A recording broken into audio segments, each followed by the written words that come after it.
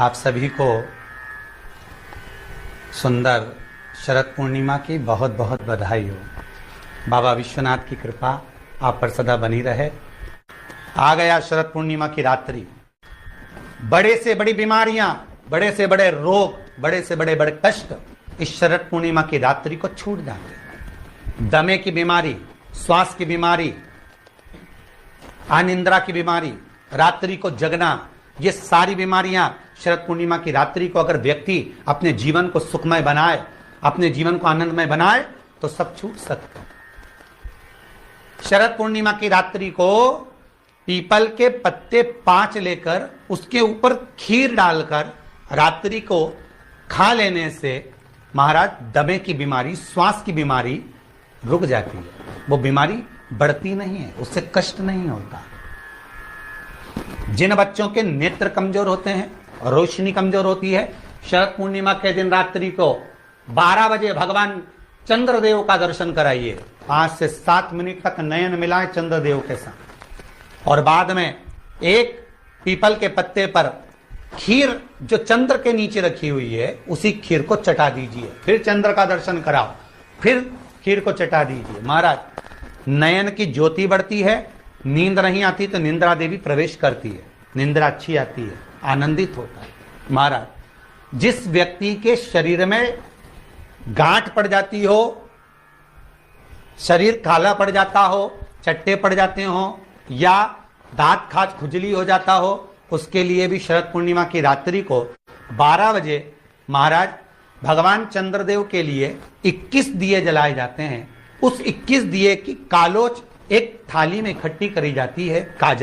कालोच को इकट्ठी कर कर शरीर में गाय के घी के साथ में जहां जहां जगह पर चट्टे हैं, गांठ है, वहां लगाया जाता है। उसको 5 या 7 दिन लगाइए। उसके बाद में रोज प्रतिदिन लगाने के आधे घंटे बाद स्नान कर लीजिए, आराम लगना प्रारंभ हो जाता है। महाराज आज शरद पूर्णिमा की रात्रि से लेकर कार्तिक पूर्णिमा की रात्रि के बीच में जो दामोदर भगवान का, कृष्ण का, शिव का मंगल आनंद करेगा, अभिषेक करेगा, पूजन करेगा, स्मरण करेगा, उसके सारे दुख दरिद्र दूर हो जाएंगे।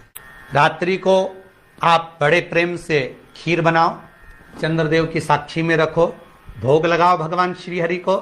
बन सके अगर लक्ष्मी की कमी है, लक्ष्मी नहीं आ रही है, व्यापार नहीं चल रहा है, तकलीफ बहुत ज्यादा है, घर में कष्ट है, कर्जा ज्यादा है, तो एक तांबे के कलश के ऊपर, तांबे के कलश में पानी भरना, कटोरी रखना, उस पर लक्ष्मी जी की मूर्ति रखना। लक्ष्मी जी की मूर्ति नहीं हो तो चांदी का सिक्का रखना। उसके सम्मुख में आप 31 दीपक घी के लंबी बाती के जला देना। महाराज एक एक कमल गट्टा उस 31 दिए के अंदर डाल देना और लक्ष्मी जी का पूजन करना, लक्ष्मी जी का स्मरण करना, खीर का भोग लगाना, पान के पत्ते पर खीर रखना, 5 पत्ते पर खीर का भोग लगाना और माता लक्ष्मी से विनती करना। सुबेरे 4 बजे तक वो रखे रहने देना, सुबह 4 बजे वो उठाना, लक्ष्मी को वापिस तिजोरी में या सिक्का हो तो उसको अलमारी में रख देना। जो खीर बनी है वो प्रसाद के रूप में सुबह 8 बजे, 10 बजे, 9 बजे जब खाना हो प्रेम से खाना। माता जो दिए लगाए हैं वो ठंडे हो गए होंगे, उनको रखे रहने देना, बाद में काम आते रहेंगे, या दिए विसर्जन करना हो तो आपकी मर्जी है।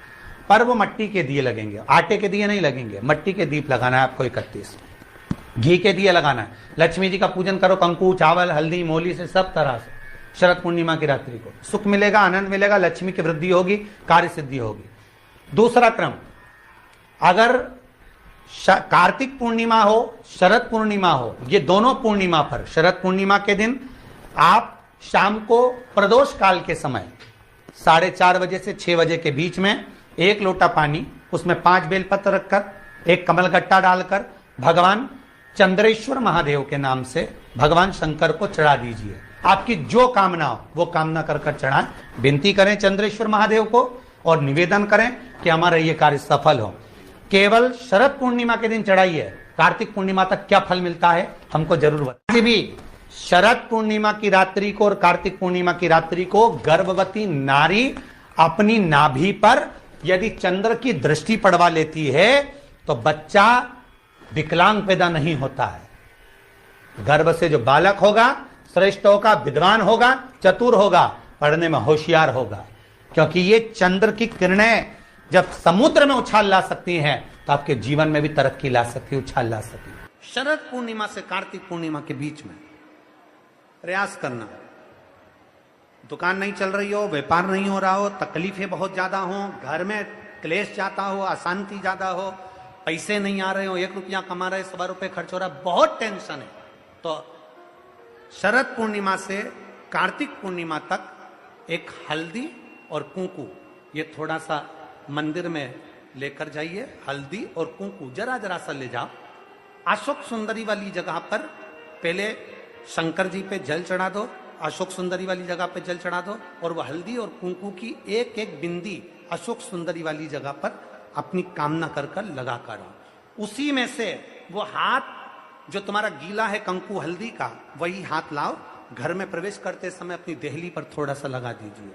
शरद पूर्णिमा से कार्तिक पूर्णिमा तक कर कर देखो, उसके बाद में फिर बताना कि मेरा देव अधिदेव महादेव ने तुम्हारी झोली भरी कि ना भरी। कहानी दिखे कहीं किसी को पास कहानी दिखे, रहते हैं, उसके लिए भी शरद पूर्णिमा के दिन तुलसी की जो डंडी होती है, बेलपत्र की जो ये डंडी है, ऐसे ही तुलसी का जो पत्ता होता है, उस पत्ते की जो डंडी होती है, उस डंडी को चंद्रमा को देखा जाता है, उस डंडी की जो कोर होती है, उस कोर को दृष्टि से मिलाया जाता है।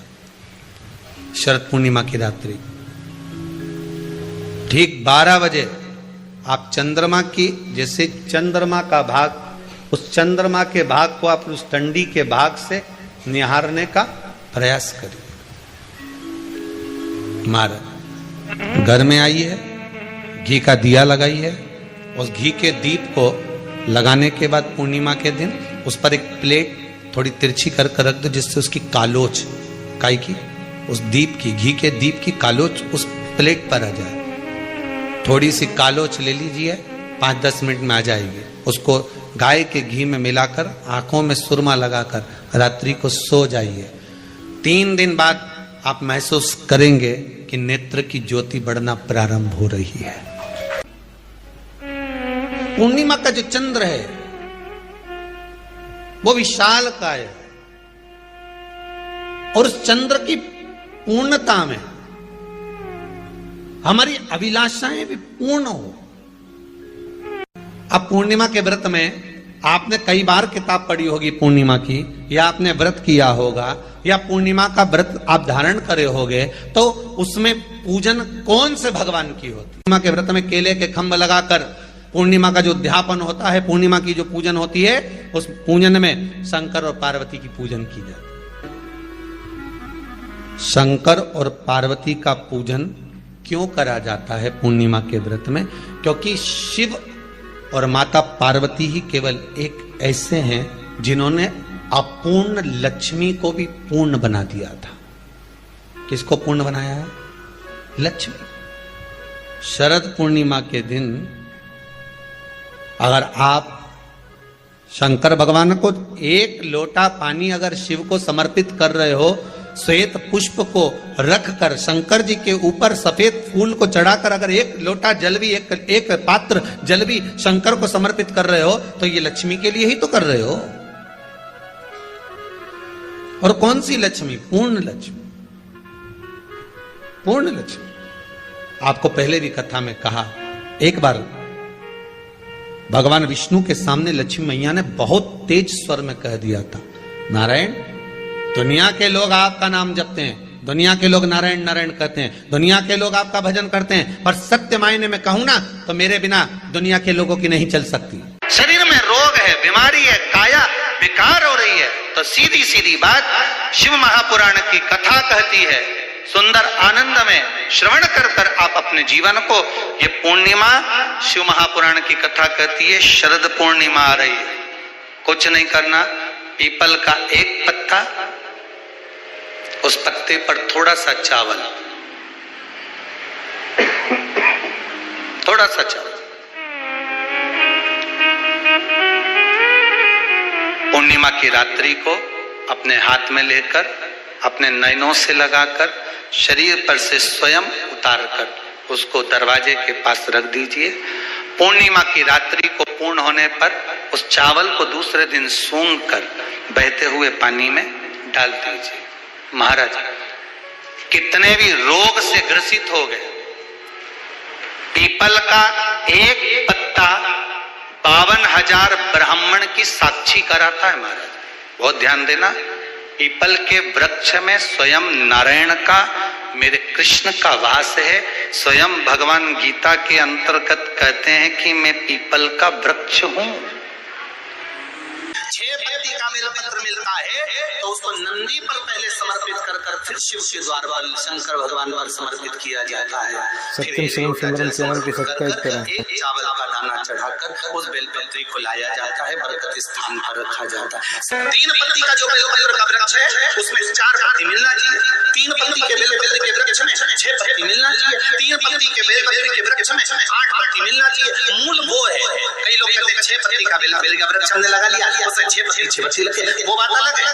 पर 3 पत्ती के बेलपत्र के वृक्ष में जब 4 पत्ती मिले, 5 पत्ती मिले, 6 पत्ती मिले, मतलब 3 पत्ती का जो बेलपत्र का वृक्ष है वो माता पार्वती जी के अश्रु का है। पार्वती जी के ही उस पौधे में जब उमा, सती, कात्यायनी इनका पत्ता प्राप्त होता है तब वो जीवन को सुख प्रदान